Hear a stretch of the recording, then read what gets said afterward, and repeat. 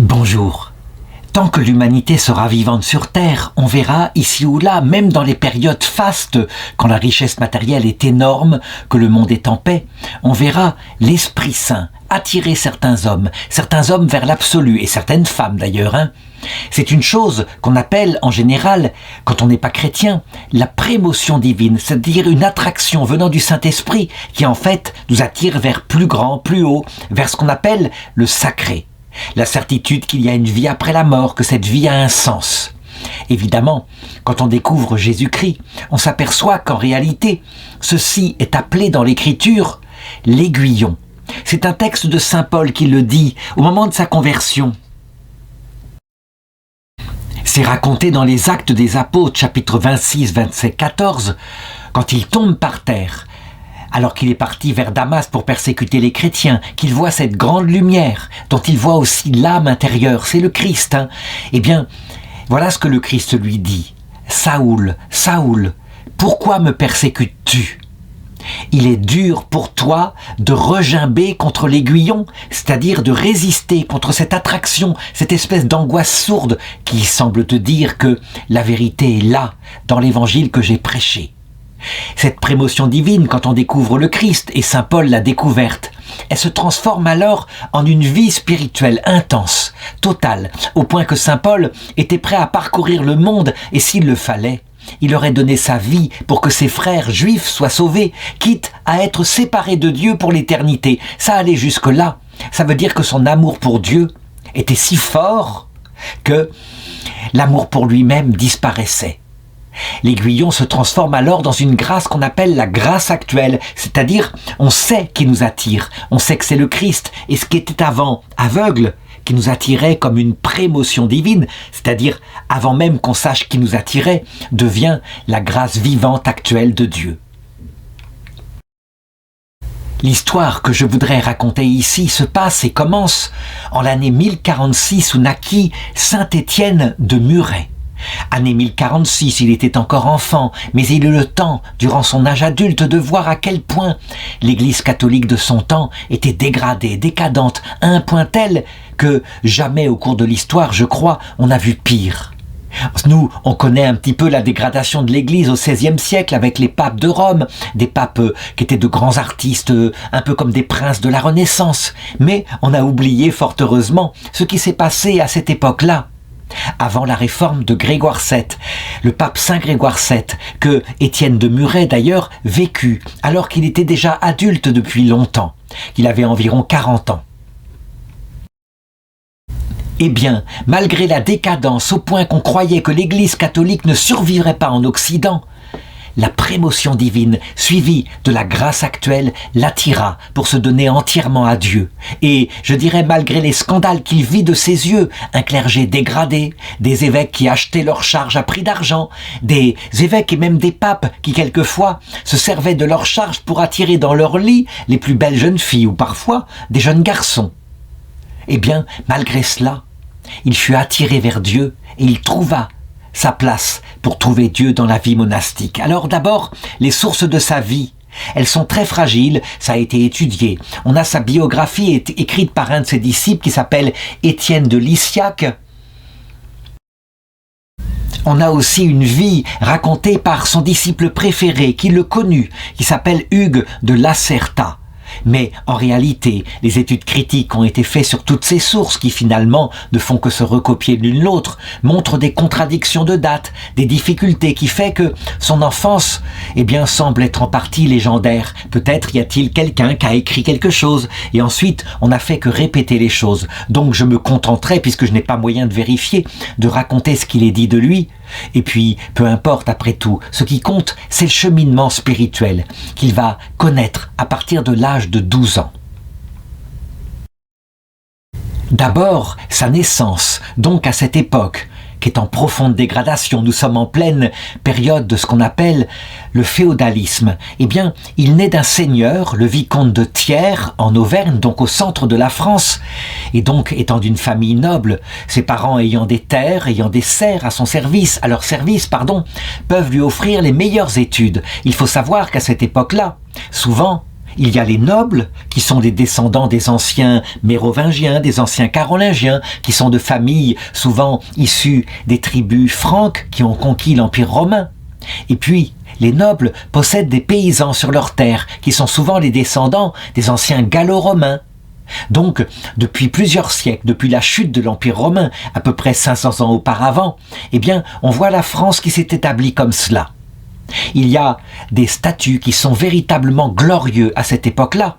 D'abord être seigneur, hériter du titre de son père, et souvent, avant que la primogéniture ne prenne la place, c'est-à-dire que le titre soit communiqué exclusivement au fils aîné, eh bien, les terres étaient partagées à part égale entre les enfants, ce qui fait que quelquefois, pour garder l'héritage dans la famille, la puissance, on faisait faire à ses enfants des bons mariages avec d'autres nobles et d'autre part, pour certains d'entre eux, on les nommait père abbé ou mieux, évêque. Évêque, c'était l'assurance d'avoir un bénéfice ecclésiastique, un revenu et une gloire à une époque où les mérovingiens puis les carolingiens étaient fort religieux et donc pensaient que l'évêque avait une autorité très grande. Évidemment, à force de nommer évêque ou père abbé de monastère des gens qui n'avaient aucune vocation, forcément, c'est ainsi que la dégradation apparut chez les évêques. Des évêques pas faits pour être évêques et qui donc se servaient de cela pour gagner de l'argent et pour mettre dans son lit les plus belles plantes du secteur. Son père, quant à lui, voulut lui donner les meilleures études et donc à l'âge de 12 ans, il le plaça auprès du doyen du chapitre cathédral de Paris, donc une école organisée par l'évêque de Paris qui accueillait des jeunes de la noblesse pour leur donner une éducation. C'est ainsi qu'auprès des évêchés, mais aussi auprès des monastères bénédictins, était gardée la culture antique de l'Empire romain, du moins une partie d'entre elles.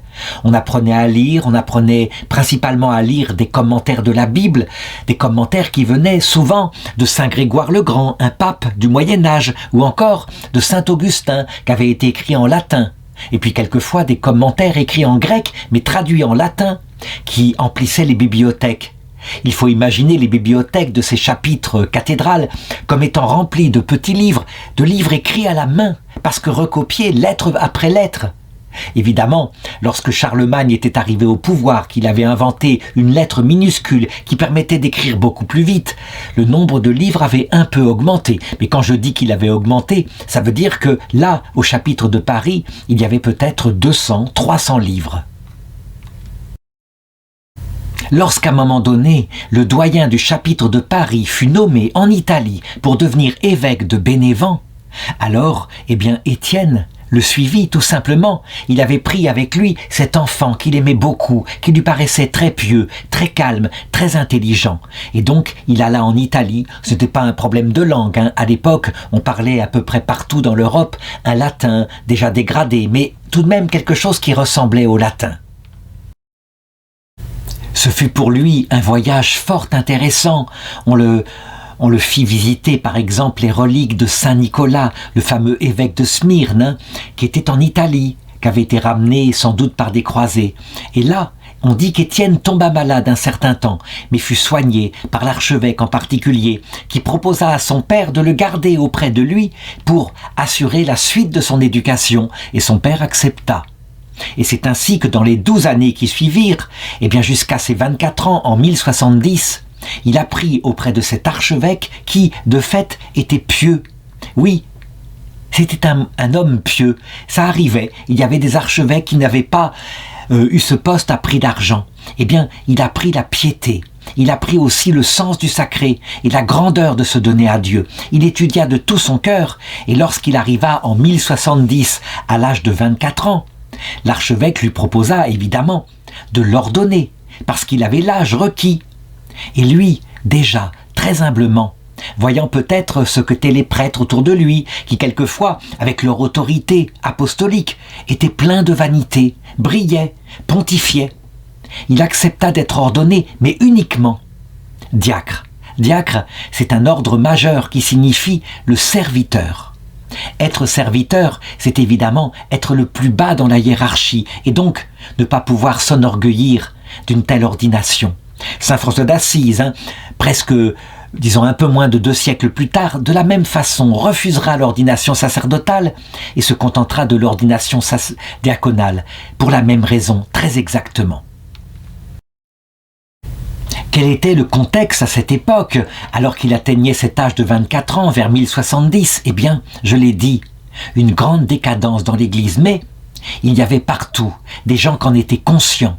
En particulier chez les monastères bénédictins, on voyait se lever de plus en plus d'hommes qui parlaient entre eux et qui disaient « C'est un véritable scandale, on ne peut pas accepter cela, il faut dénoncer publiquement les abus qui ont lieu. » Mais pour le moment, personne n'osait parler. En effet, le risque était très grand, il fallait dépasser ce besoin d'être obéissant, comme on disait, pour ceux qui étaient bien pieux. Jusqu'au moment où il commencera à se lever des voix chez les bénédictins qui se mettront fortement, énergiquement à dénoncer les abus dans l'Église, à réclamer une réforme. Et justement, en ces années-là, voici que Étienne entendit parler d'un moine extraordinaire qui osait lever le ton, et il était tout à fait d'accord avec lui, un moine appelé Pierre d'Amiens, un bénédictin, et qui lui n'hésita pas à montrer du doigt, dans des livres, ce qui se passait dans l'Église, un livre en particulier où il montrait le mécanisme de la dégradation par l'argent, ce qu'il appelait la simonie du nom de Simon le magicien, un homme qui avait voulu acheter à prix d'argent la grâce de Dieu dans les Actes des Apôtres. Mais il y avait pire, il y avait ce qu'on appelait le nicolaïsme, à savoir des évêques qui, je l'ai dit, étant homosexuels, mettant dans leur lit quelques favoris, des jeunes hommes qu'ils aimaient de cette façon-là, ne se rendant même plus compte du péché que c'était. Du coup, finissaient par mettre en avant leurs propres favoris pour qu'ils deviennent prêtres, puis évêques, ce qui fait que la tâche de la corruption s'étendait peu à peu dans l'Église, et on voyait ces évêques décadents, absolument dans des mœurs dépravées, qui ne voyaient même plus les péchés chez leurs contemporains quand ils venaient se confesser. Il écrit un livre qui s'appelait Gomorrha, je crois, Gomorrha, ou Sodoma, enfin l'un des deux. De toute façon, l'essentiel, c'est que tout est dans le titre, et il devint par la suite docteur de l'Église. Il mourut en 1072, donc très exactement au moment où Étienne était un adulte fait. À cette époque-là, il eut l'occasion de voir jusqu'où allait la corruption dans l'Église, puisqu'il fut appelé à vivre auprès de la cour pontificale. Et là, il constata qu'il y avait en Italie une famille noble, la famille Tusculum, qui s'était emparée du siège pontifical et qui émettait successivement soit un oncle, soit un neveu, bref, parce que c'était un pouvoir extraordinaire. Et on vit à un moment donné même un jeune homme qui avait moins de 18 ans être élu pape. Et légitimement. À un moment donné, celui-ci, trouvant lassant cette charge de pape, voulut y renoncer, et donc pour convoler en juste noces. Et donc ce fut son oncle qui prit alors la place. C'était un véritable scandale. Évidemment, lui, jeune homme, ne pouvait que constater cela. Il n'avait aucun pouvoir pour réformer les choses. Il n'avait pas assez d'autorité, bien évidemment. Et donc, à un moment donné, fatigué, dégoûté, triste, il rejoignit sa France natale, il revint au Limousin, et justement, c'était l'époque où ses parents moururent. Et donc, lui, il devint héritier de leur fortune. Alors, cette fois-là, ne serait-ce que comme un sacrifice pour que Dieu agisse enfin pour son Église, il décida de distribuer une partie de l'argent aux pauvres, d'abandonner à son oncle Guillaume le titre de vicomte qui revenait à lui normalement et qui était à son père, son oncle étant le fils cadet, et puis de se retirer ensuite dans un endroit absolu où il pourrait se consacrer à Dieu. Toute la question était, allait-il rentrer dans un monastère? Il y en avait, un peu partout, qui couvraient l'Europe, et en particulier des monastères bénédictins. Mais, manifestement, et il ne fut pas le seul à penser, que quelquefois, entrer dans un monastère, c'était prendre le risque d'entrer dans pire que le monde, une décadence totale, des moines qui étaient là, qui étaient rentrés sans vocation, et qui quelquefois, parce que il y avait une tenue de bonne terre, eh bien, c'était une façon d'être davantage en sécurité que de se marier dans le monde. Et donc, à cette époque-là, Il faut le reconnaître, au XIe siècle, on vit fleurir partout en Europe occidentale ce qui avait fleuri au IVe siècle dans l'Église d'Orient, à savoir des ermitages.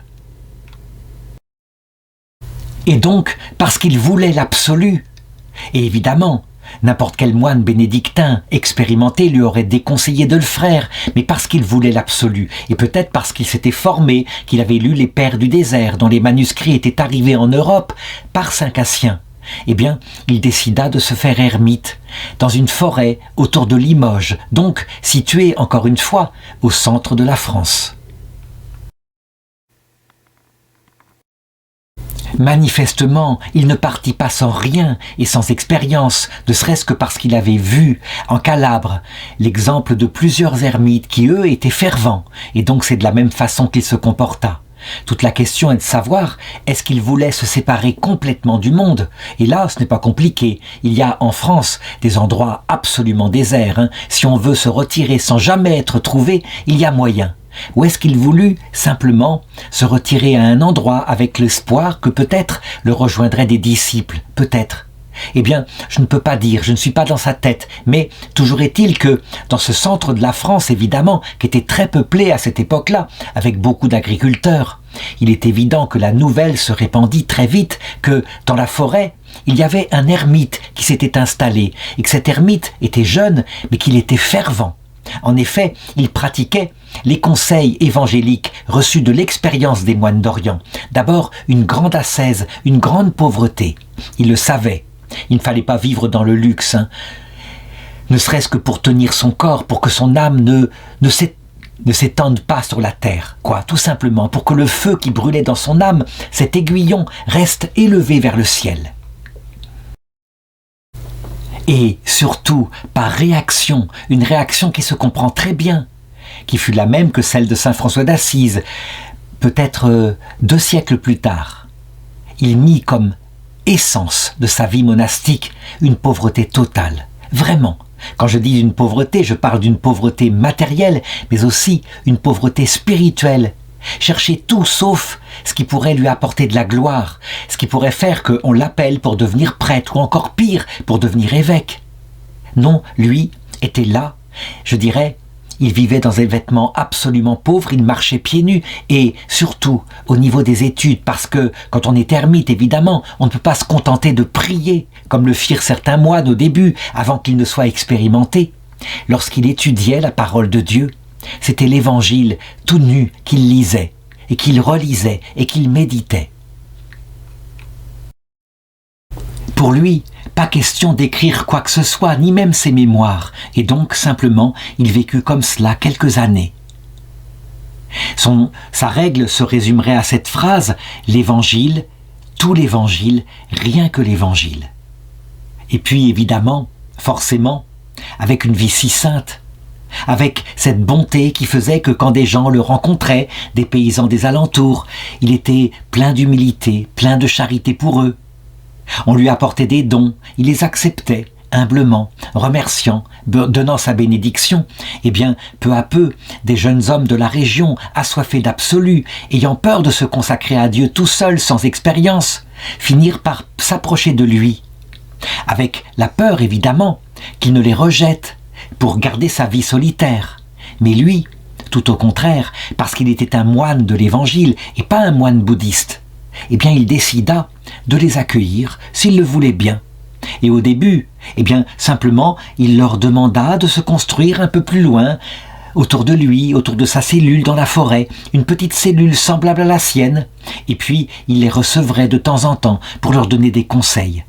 Voilà comment commença ce qu'on appelle l'ordre de Grandmont, un ordre qu'allait avoir un grand succès durant tout le Moyen-Âge. Donc simplement, ce moine qui était là, cet ermite, avec ses bons conseils, cette charité dans le cœur, et puis des jeunes hommes qui voulaient bénéficier de ses conseils. Et de fait, les jeunes qui venaient l'écouter, qui étaient à son conseil, sentaient bien que l'enseignement qu'il donnait était vrai, était profond. Évidemment, ils écoutaient au début, comme des novices ne connaissant rien, mais le discours était si simple, si humble, si modeste, que, au bout d'un certain temps, ils entraient dans l'enthousiasme. Oui, il y avait là un maître spirituel. Et comme l'a résumé Monseigneur Robertin dans une obélie à propos de lui, donc de saint Étienne de Muret, au début, lui, sans s'en rendre compte, devint une sorte de père abbé, et il enseignait, et les novices étaient là qui disaient « Nous écoutons, et si nous l'écoutons lui, nous parviendrons à la vie éternelle. » Et il ne se trompait pas. D'étape en étape, un peu comme si la vie spirituelle, à partir d'une petite bougie, était communiquée à une autre bougie. Et cette autre bougie en parle à quelqu'un d'autre, et le bruit se répand. Voici que des dizaines de jeunes vinrent de toute la région, si bien qu'au bout d'un certain temps, autour de sa petite cellule, il y avait toute une série de petites cellules. Et là, il se rendit bien compte qu'il fallait faire quelque chose. D'ailleurs, le seigneur du secteur lui dit « Mais c'est formidable, vous avez de quoi bâtir un monastère, moi je vous donne des terres. Ce sera une valorisation de mes terres, je ne le fais pas gratuitement, et vous, en échange, vous prierez pour mon âme. » Donc on lui donna des terres, et il décida, avec les moines, les jeunes qui étaient venus le rejoindre, de regrouper les petits refuges et de construire une sorte de monastère classique. Au début, un peu selon la règle des chartreux qu'on voit actuellement, ça veut dire une chapelle au centre, et puis des cellules individuelles tout autour.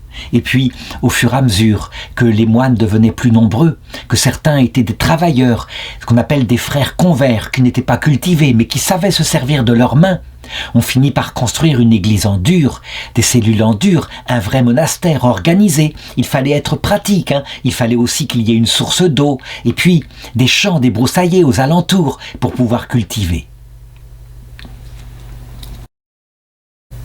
Étienne était donc devenu, lui, simple diacre, le père abbé d'une nombreuse communauté, et instinctivement aussi, sans même s'appuyer sur ce qui est évident, ce qui est dans l'Évangile, ce qui est dans la règle de saint Benoît. Il se fit plein de charité. En effet, venaient bientôt autour du monastère des mendiants, des pauvres de la région. À une époque où il n'y avait pas d'aide sociale, lui, il organisa la charité. Chaque jour, il accueillait des pèlerins, mais aussi des vagabonds, des visiteurs, et surtout les pauvres. Et tous, il les accueillait avec le même amour. Si on va parfois dans un monastère bénédictin, on verra le père abbé, au moment du repas, les autres qui sont invités, on leur lave les mains, pas les pieds, mais les mains, simplement un geste symbolique pour montrer que chaque âme est précieuse. Cette pratique qui vient de saint Benoît, qui vient aussi des moines du désert, lui, il l'a repris très simplement de cette façon-là. Alors tout de même, regardons un peu plus précisément ce qu'est le type de sainteté que développa Étienne de Muret dans son ordre, l'ordre de Grandmont. On peut le dire, encore une fois, rien que l'Évangile. Voici un texte de lui, où il montre comment il faut aimer les pauvres. Le Seigneur l'avait dit, il y a 2 commandements et ils sont identiques, l'amour pour Dieu et ce qui sort de l'amour pour Dieu, l'amour pour le prochain. Voilà ce que dit le père Étienne de Muret à propos des pauvres. Lorsqu'un pécheur vient chez nous au monastère, s'il entend de notre part des mots durs, qui condamne son péché, alors il pensera que Dieu est cruel, qu'il n'est pas si bon, et donc, découragé, il s'attachera encore plus à son péché. Si au contraire, on l'accueille et on l'écoute, et on lui annonce que le salut existe pour son âme, que le pardon est plus grand que tout son grand péché, autant grand soit-il, alors dans ce cas-là, on est en train de lui servir un bien spirituel qu'on appelle la bonne nouvelle du salut. Et du coup, encouragé, on arrivera à l'encourager et à le délivrer de son erreur. Bien plus encore, il faut lui donner des biens de ce monde, donc lui faire l'aumône, lui donner à manger, pour que, ainsi comblé, très concrètement, il ait envie de servir le Seigneur, de se donner au Christ. On le voit, manifestement, cet homme-là est nourri de l'Évangile, puisque c'est l'Évangile qui parle ainsi. D'ailleurs, on a une autre phrase qui vient de lui, lorsqu'il s'adressait à un grand pécheur venu au monastère. « Mon frère, n'aie pas peur. Tu ne peux pas vaincre Dieu au point d'avoir, toi, plus de pouvoir quand tu pèches que lui, quand il pardonne. Tes péchés n'ont plus d'importance dans l'instant même où tu changes de vie et tu te convertis vers Dieu. Aussitôt, il te pardonne. » Et donc, avec cet amour de Dieu, assisté de son grande humilité, il développa à son époque, pour les pauvres aux alentours, un cœur miséricordieux. C'est étonnant, hein, mais à partir de là, il se contenta de donner à ses moines une règle orale. Jamais il ne mit par écrit sa règle. Il ne voulut pas, et ce sera bien plus tard que les papes, organisant le droit canon, exigeront qu'il y ait une règle écrite. On lit dans la vie, donc le témoignage de ce qu'il a fait, que jamais il ne voulut être ordonné prêtre, et pourtant l'évêque l'avait bien appelé, qu'il ne voulut pas non plus prendre un habit de chanoine, un honneur qui consiste à animer la cathédrale par les psaumes, à recevoir les pèlerins, ni même l'habit de moine. Il était là avec des pauvres habits, ne pouvant pas se distinguer des autres. Et puis, il décida, à un moment donné, que le père abbé de la communauté, obligatoirement, serait un frère convers, pas du tout un homme cultivé, mais un homme simple. Ce qui d'ailleurs, à un moment donné, attirera des ricanements concernant son ordre, parce que certains, par exemple beaucoup plus tard, au XVIIe, au XVIIIe siècle, diront, à propos des frères de Grandmont, qu'ils n'ont pas grand-chose dans la tête.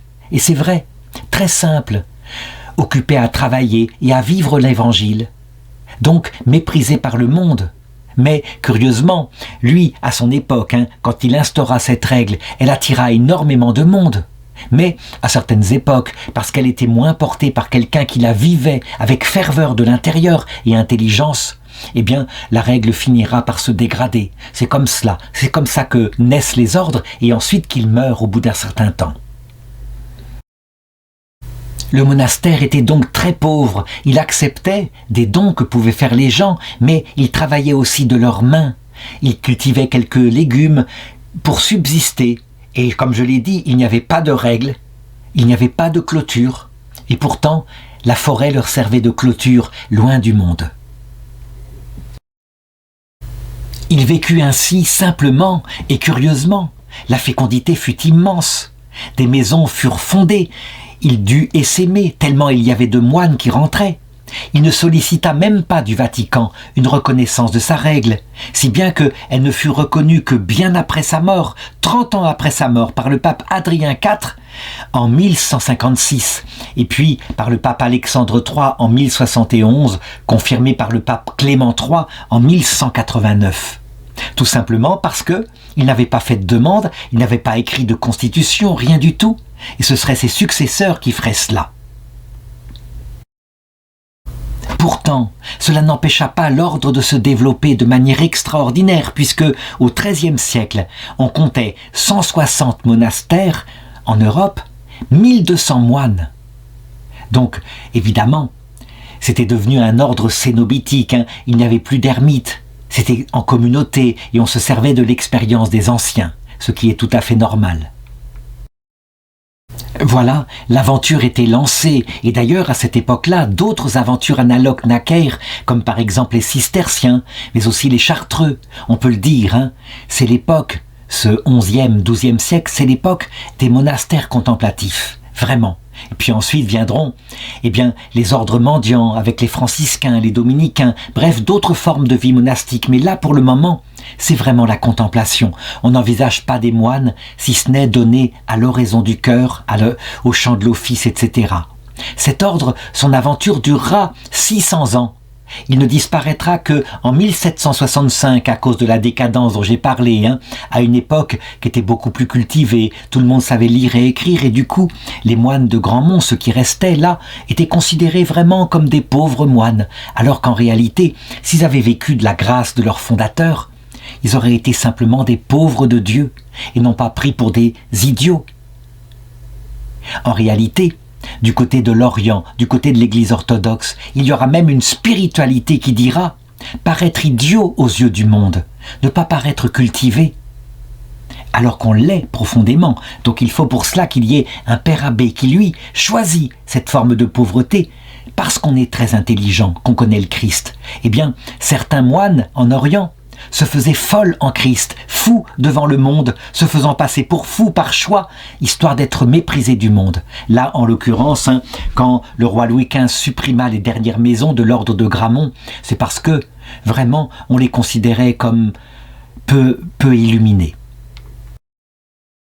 Et c'est ainsi que Étienne traça son chemin, puis il vieillit, et il vécut quand même jusqu'à 78 ans pour ne mourir qu'en 1124, en ayant eu la joie de voir arriver sur le trône de Saint-Pierre le Saint-Pape Grégoire VII et des successeurs qui le suivirent, qui furent dans la même ligne, et l'Église se réformer.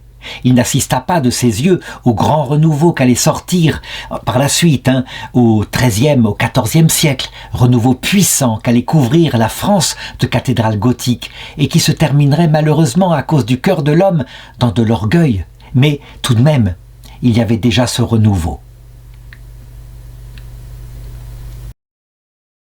Il n'avait laissé aucun écrit et ce furent donc ses disciples, à partir de ses enseignements oraux, qui écrivirent sa vie et qui racontèrent les choses et qui plus tard rédigèrent la règle. À un moment donné, ils quittèrent la ville de Muret, où s'était installée la maison mère, pour aller à Grandmont, ce qui donna le nom de ce nouvel ordre, l'ordre Grandmontain. Quant à Étienne, après son enterrement, on le considéra tout de suite comme saint, en tout cas dans sa famille spirituelle, et il y eut par la suite ces reliques qui furent placées dans de précieux reliquaires en argent, et parfois en argent et même en or repoussé. Voici par exemple un reliquaire qui le représente comme moine et un autre qui est un peu la châsse qui contient le reste de ses ossements.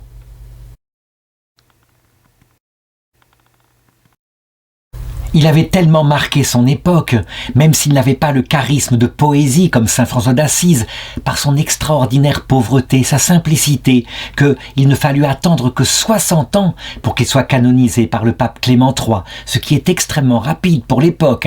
Parfois, ça mettait des siècles et des siècles. Évidemment, saint Étienne de Muret est bien oublié actuellement. Il n'a pas la célébrité de saint Bernard de Clairvaux, qui était pourtant son contemporain, mais je dirais qu'il est sans doute l'image de ces milliers de moines dont on n'a jamais entendu parler parce qu'ils ne brillaient pas de l'extérieur, mais qui furent fidèles à leur vocation et au Seigneur en de petites choses, et qui maintenant, au ciel, sont chargés par les anges de s'occuper de nous qui sommes sur la terre. Et ils ont beaucoup de travail à faire. Et je dirais, à la façon de Dieu, ils nous laissent faire notre expérience, mais c'est certain, ils travaillent par leur prière pour que les moindres